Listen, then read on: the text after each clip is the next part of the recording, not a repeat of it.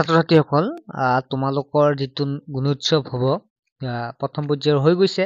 দ্বিতীয় পৰ্যায়ৰ কাৰণে এইখন ইম্পৰ্টেণ্ট হয় এইখন প্ৰথম পৰ্যায়ৰ গুণোৎসৱৰ কুৱেশ্যন পেপাৰ ঠিক আছে প্ৰথমতে আমি লেংগুৱেজ যিটো পেপাৰ ভাষা জ্ঞানৰ ওপৰত আলোচনা কৰিম তাৰ পিছত আমি তেনেকুৱাকৈ আলোচনা কৰি যাম চোৱা তোমালোকৰ অসমীয়া মাধ্যমৰ ক্ষেত্ৰত ক্লাছ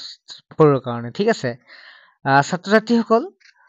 প্ৰথমতে আছে লেংগুৱেজ জাতীয় পতাকাৰ বিষয়ে জাতীয় পতাকাৰ বিষয়ে লিখা আছে আৰু তাৰ পিছত কুৱেশ্যন কেইটা দিয়া আছে কুৱেশ্যন কেইটা আমি কৰিম প্ৰথমতে আমি জাতীয় পতাকাখনৰ বিষয়ে পঢ়ি ল'ম কি লিখা আছে আমি চাম তোমালোকে চাব পাৰো মই ডাইৰেক্ট কুৱেশ্যনলৈকে আহিছো মই পঢ়ি থাকিলে আকৌ দেৰি হ'ব তোমালোকে নিজে চাবা আৰু পিডিএফটো তোমালোকে হোৱাটছএপ গ্ৰুপত পাই যাবা তোমালোকে হোৱাটছএপত SMS কৰি পিডিএফটো ল'ব পাৰিবা ঠিক আছে মানে যিটো ইয়াৰ পিডিএফ পাই যাবা জাতীয় পতাকা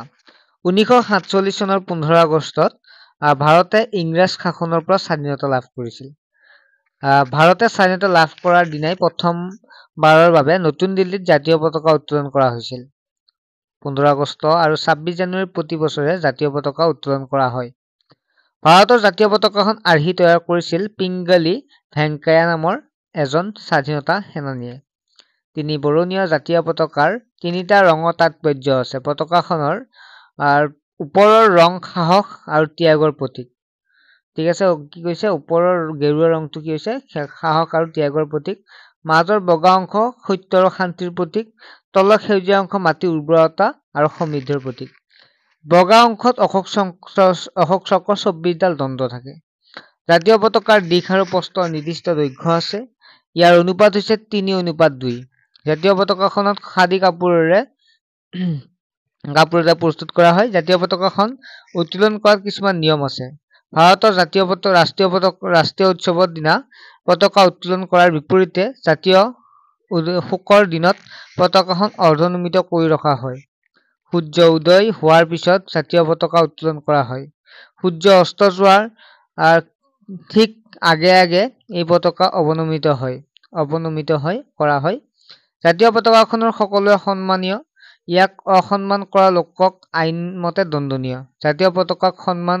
জনোৱাটো প্ৰত্যেক নাগৰিকৰে পবিত্ৰ কৰ্তব্য আৰু দায়িত্ব ইয়াত পাঠটোত পঢ়ি তলৰ প্ৰশ্নকেইটা উত্তৰ দিব দিছে অশোক স্তম্ভত কেইডাল চক্ৰ থাকে এইমাত্ৰ পালো আমি 24ডাল চক্ৰ থাকে ইয়াত 24ডাল চক্ৰ লিখা আছে জাতীয় পতাকাৰ মাজৰ বগা অংশ কিহৰ প্ৰতীক বগা অংশ কি কৈছে ইয়াত বগা অংশ সত্য আৰু শান্তিৰ প্ৰতীক এই চোৱা বগা অংশ সত্য আৰু শান্তিৰ প্ৰতীক নেক্সট 3 নম্বৰ 1947 চনৰ 15 আগষ্টৰ দিনা প্ৰথমে জাতীয় পতাকা কিয় উত্তোলন কৰা হৈছিল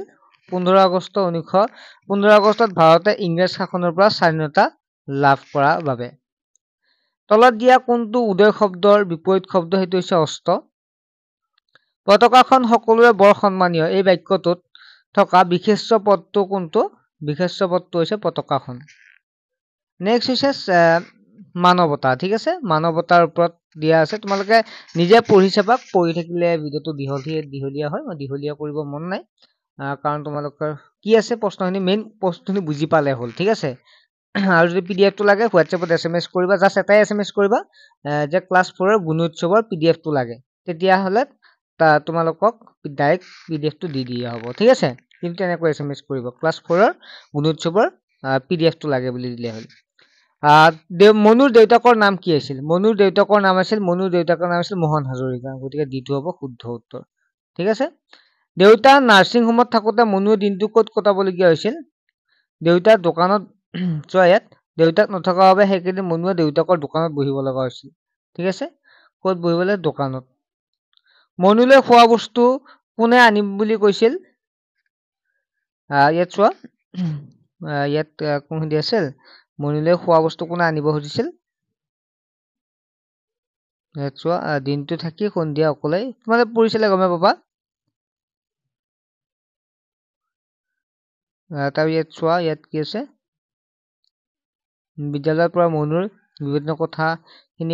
কথাখিনি শুনি বন্ধু মিহিৰে ক'লে মনুৰ চিন্তা নকৰিবা আজিৰ পৰা তোৰ বাবে খোৱা বস্তু মই লৈ আহিম মনুৰ বন্ধু মিহিৰে কৈছিল ঠিক আছে ইয়াত চোৱা মনুৰ বন্ধু মিহিৰে কৈছিল ইয়াত আছে নে মিহিৰ অপচন গতিকে কোনটো মিহিৰে কৈছিল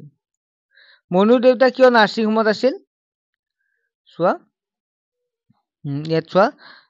মনুৰ দেউতাক হাজৰিকা 7 দিন ধৰি নাৰ্ছিং হোম আছে ৰাতি পেটৰ বিষ হঠাৎ বেছি হোৱাত গতিকে কিহৰ কাৰণে আছিল পেটৰ বিষ হোৱাৰ কাৰণে ঠিক আছে বিটো হ'ব শুদ্ধ উত্তৰ তলৰ শব্দটো কোনটো শব্দ সুখ শব্দটোৰ বিপৰীত সুখ শব্দৰ বিপৰীত হৈছে দুখ সি বিদ্যালয়লৈ যোৱা নাই এই বাক্যটোত থকা কোনটো শব্দ বিশেষ্য পদ বুজাইছে ইয়াৰে এনসাৰ বা বিদ্যালয়লৈ ঠিক আছে নেক্সট হৈছে ভাষা জ্ঞানৰে নেক্সট জেঠাই হৰ বুলি